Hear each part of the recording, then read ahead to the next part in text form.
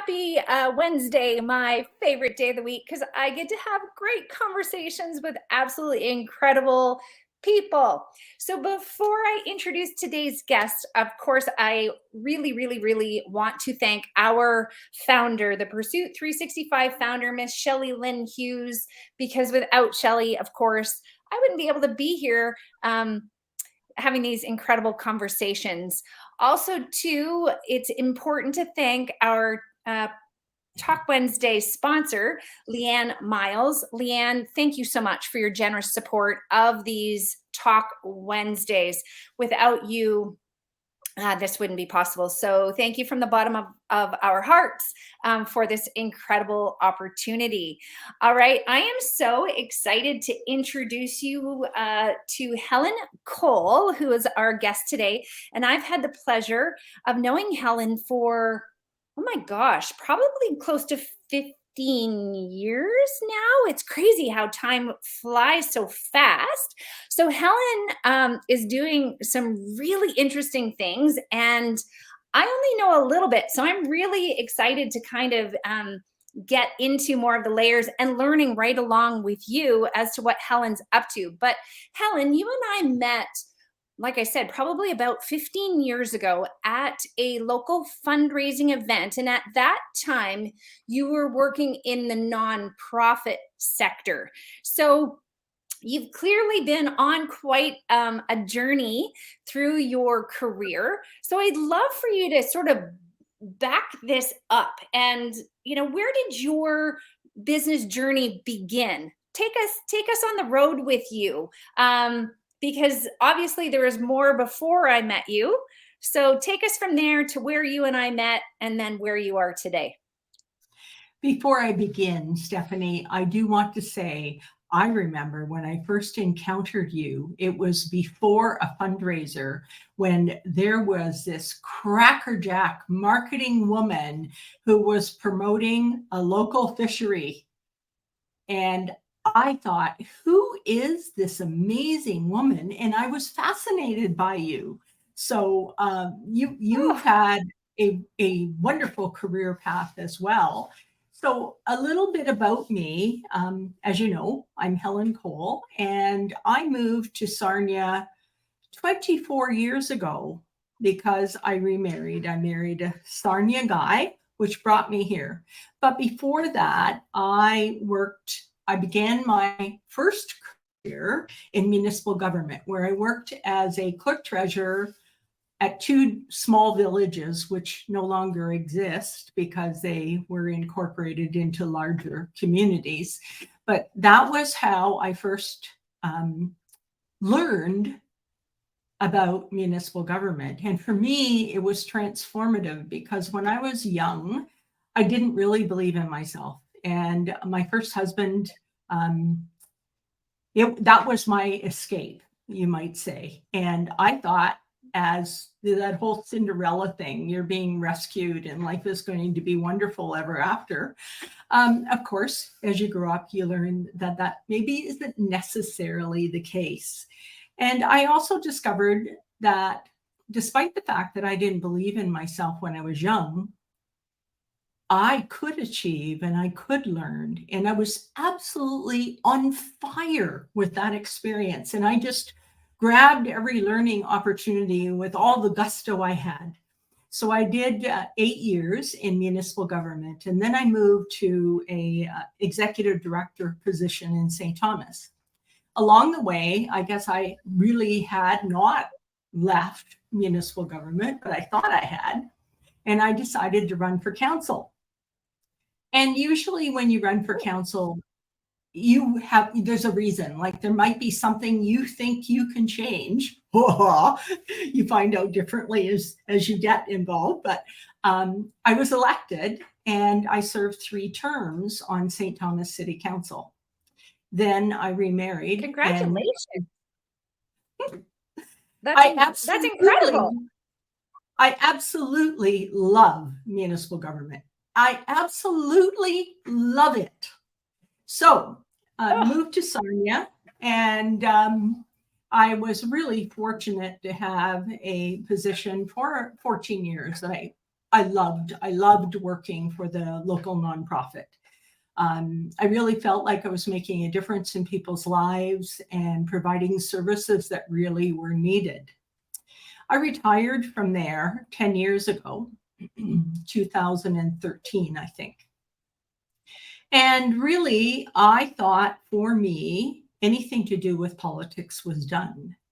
Then in 2018, I was shocked to realize that in Lambton County, across the county, we only had 20% representation. Now, women are 51% of the vote, and we had 20% representation. That really was unacceptable to me. So my thought process went, well, I've been there, done that. And besides, I think maybe I'm getting a little too old for that. So Never. I discovered Equal Voice, took myself, and I've been like this my whole life. If there's something I want to do or explore, I just go after it. So I went to a weekend conference that Equal Voice posted in Ottawa, paid my own way, went for the weekend, and I came back inspired. I thought, we can do something like this. So I pulled together a group of women to advise me, to act as a resource and basically keep me on track, you might say. And because I work best as a team, it was really great to have those wonderful women who supported me. So really, Stephanie, as it has been with most things that I've done, I don't know how to do them when I start. I learn as I go. And so I did. Wonderful. And then, you know what, that's huge.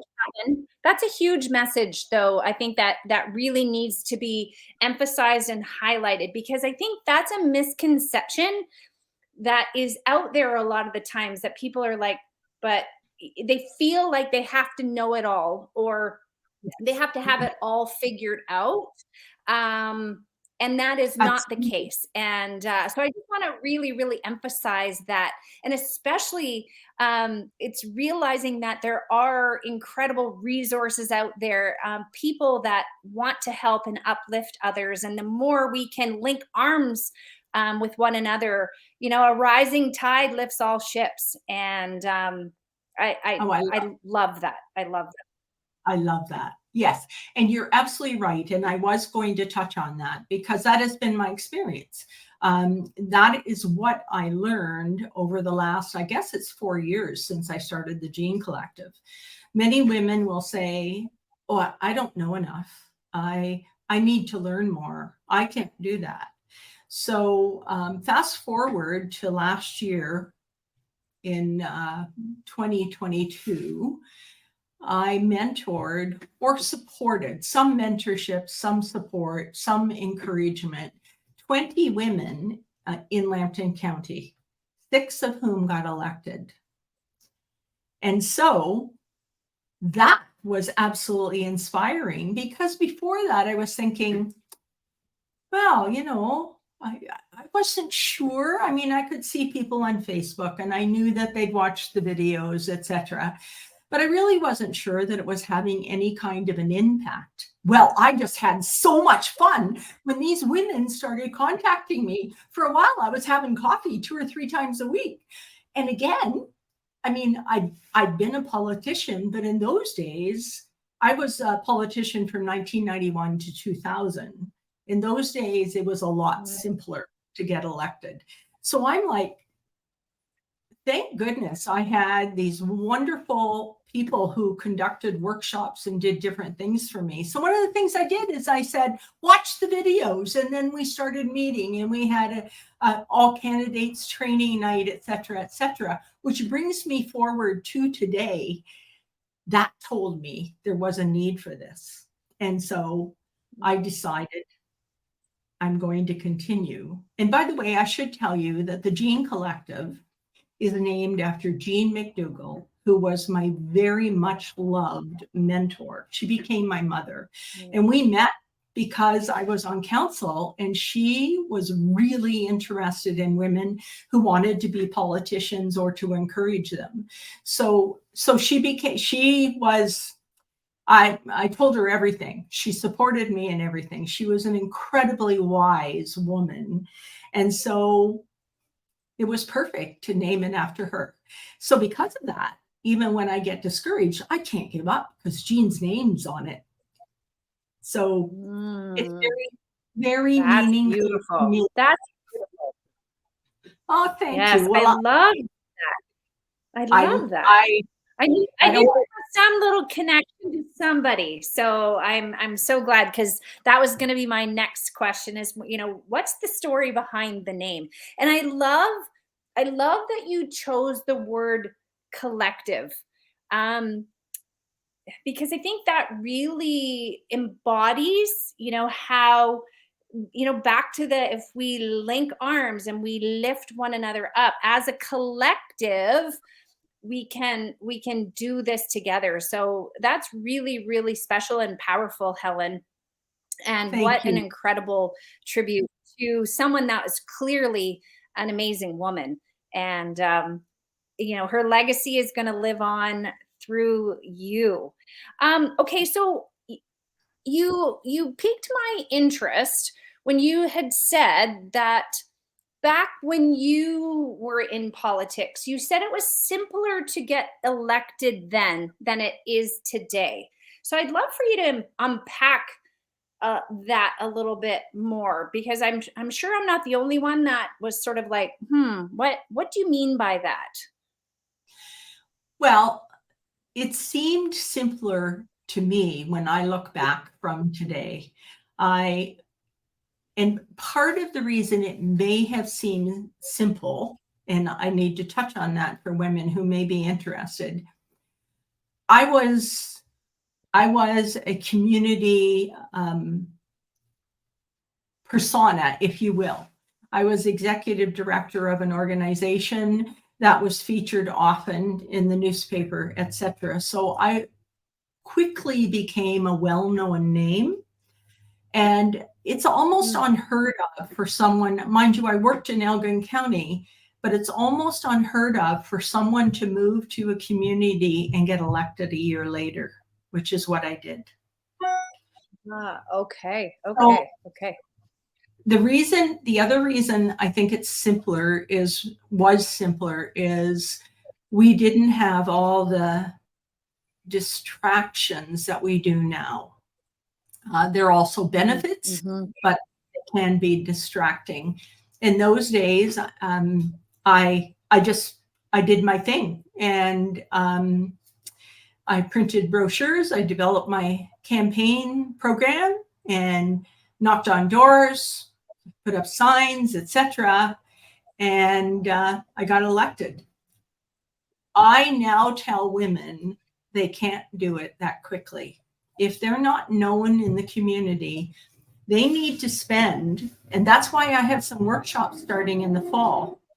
They need to spend 2 to 3 years getting involved in their community, being on committees, getting known. They need to do that first for a couple of reasons. One, it helps them to become recognized in their community. They also learn how things work.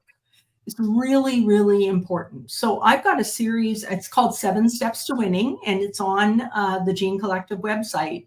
And I'm starting with, first of all, politics is not appropriate for everyone. So my first workshop is it a fit for you?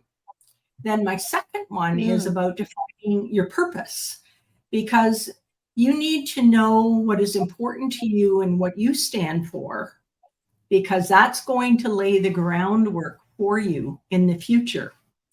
While you run your campaign, when you get elected, you have to have that basis first. And then we get into things like developing your campaign, your key messages, etc. So the last couple of years have been really key learning for me to deliver this. And so now, as I said, I had this series of 7 workshops with more to be added if required. one of the things that I know for sure Okay. that we need to address is social media. And so I have 7 workshops, and because I've been paying all my costs for the last 4 years, I am going to charge a fee next year for the workshops. This fall, I won't charge for them because it's my beta. And so there may be improvements that I can make with the help of those who come to the classes. And then next year, hopefully, I continue to deliver them so that I can start to cover some of my costs, because it does add up. And it is, and that's one of the reasons why I thought, should I continue? And then, because Jean's name's on it, I have to keep going. I don't know where this is going to end, but I finally fully retired from paid work last year, last March, and I didn't know for sure what I was going to do. And then, as I said, these women started contacting me, and it was like, oh, okay, this is what I'm going to do, and it's fun. I've always, all my life, loved to learn, and I get excited by learning. And so I really have been learning so much in this past year, and I'm ready to share that with others. And I really want to add Jean to other women. There you go. There you go. You can definitely tell that you're passionate about it. No doubt, Helen. Okay, so my brain is spinning here. So first off, we'll clarify. So folks, it's free for 2023. Free for 2023 because we're never too sure when somebody might be watching this. But after that, there could be a fee, and rightfully so, Helen, because when there's an exchange of energy and time, that's valuable. And for people that truly, honor and respect that, they're willing to pay for that and to honor that. And that's where sometimes in entrepreneurship, it gets tricky, but it's, people have no problem, charging for, an object. And it's realizing the value behind your resources and your knowledge and your skill set. And if you're literally giving somebody, here's the blueprint, right? There's time and value to that. And I 100% respect that.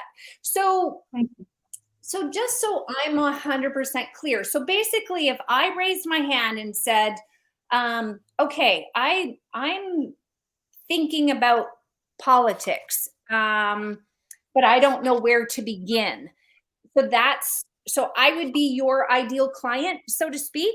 Or who is your ideal client? What does your ideal client look like? What is she searching for? What's her end goal? I would love for you to really hone in on that. I've given this a lot of thought. I've looked at the age range of the women on our Facebook page, and surprise, they are actually between about 40 and 60. So a little bit older than I anticipated. In terms of my ideal client, the conclusion I have come to is it is that woman in that age range who is an advocate for her community. And her cause could be a variety of different causes, but she thinks that she can make a difference by being involved in local politics or a leader in her community. So let's talk about local politics for a moment. It's usually the provincial and federal levels that everyone thinks are so sexy, and that's where they want to go, and that's what they want to be elected to. What no one seems to realize is, no, I shouldn't say no one.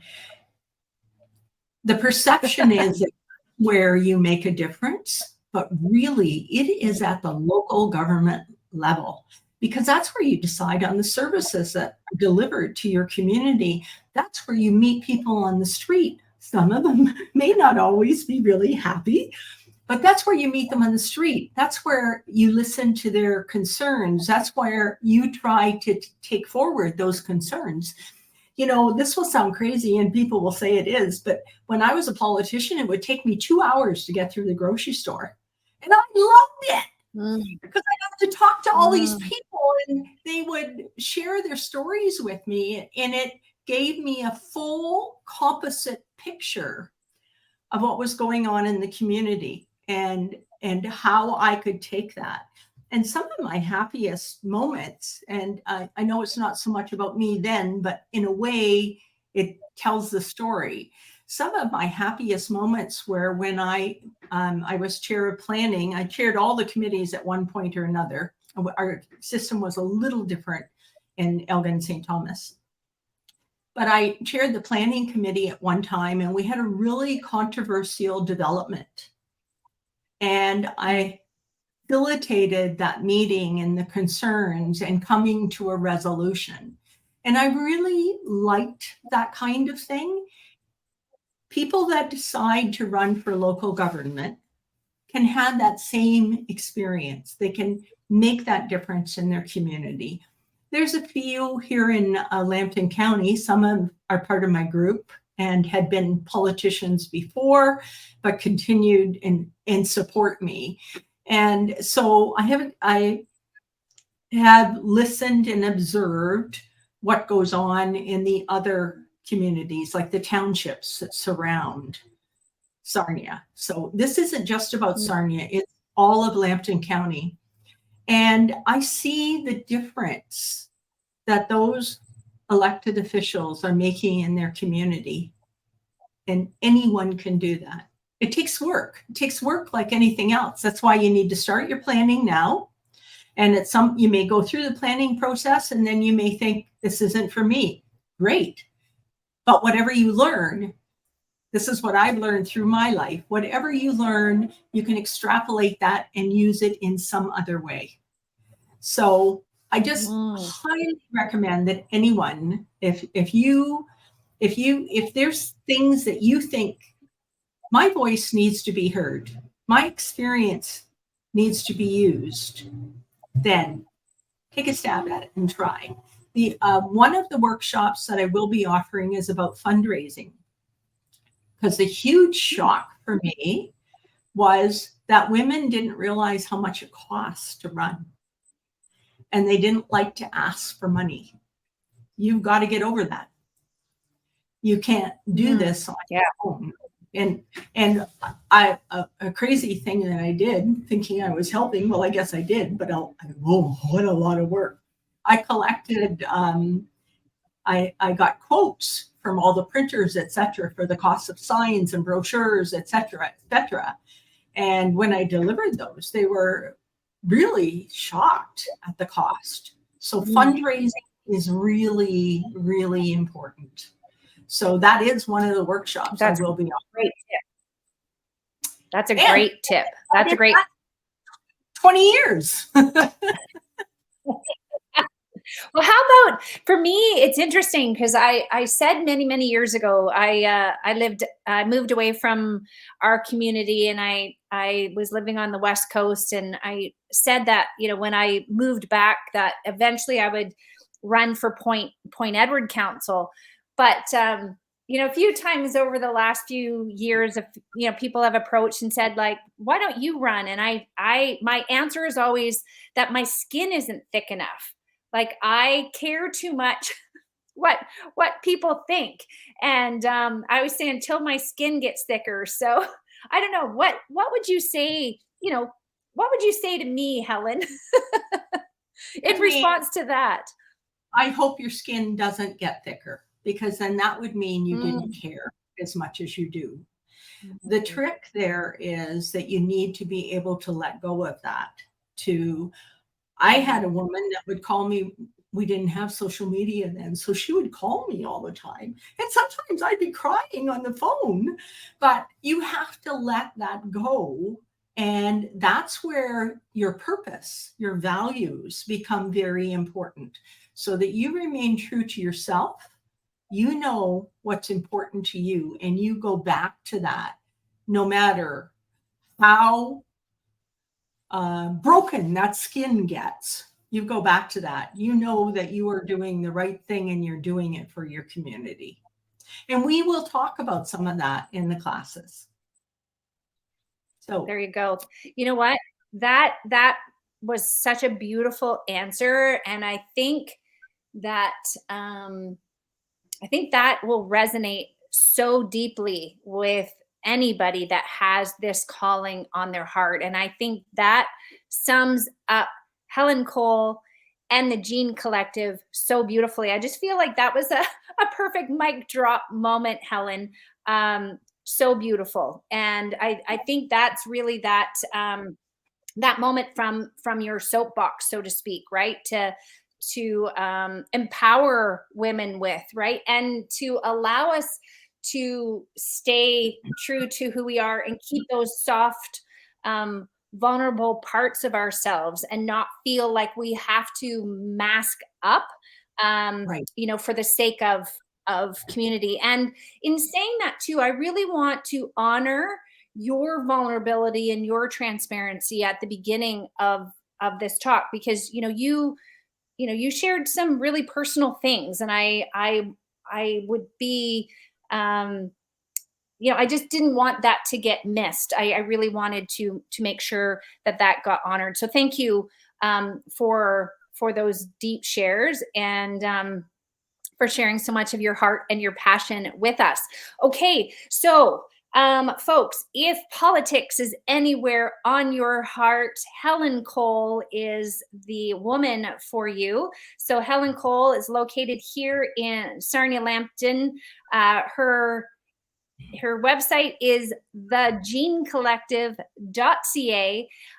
She's also very active on social media, both on Instagram at the Gene Collective, and also on Facebook, the Gene Collective, a Women in Politics initiative. Any last words, Helen, for anyone watching along with us today?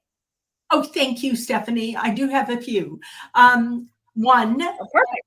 I have the workshops planned for the fall. I'm also working on a few other things, a speaker series, and I have a conference this fall that's this will be over probably. This will be out and it'll be over, but I'll say anyway that we have a conference this fall, and I'm planning one for Petrolia, hopefully next spring. And then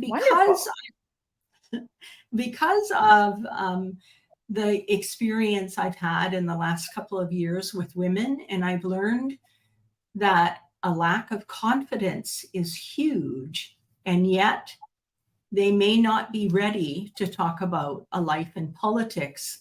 I will soon be launching a new program called Women Who Lead with Confidence by the Gene Collective. And so I hope you'll have me back to talk about that when I've got it ready. There you go. All right. So all that important. So all the information is on your website, I'm assuming. And then of course you'll, roll things out accordingly on your social media feeds. But, I think if we drive people to your website, that's usually the, a good landing page for most, right?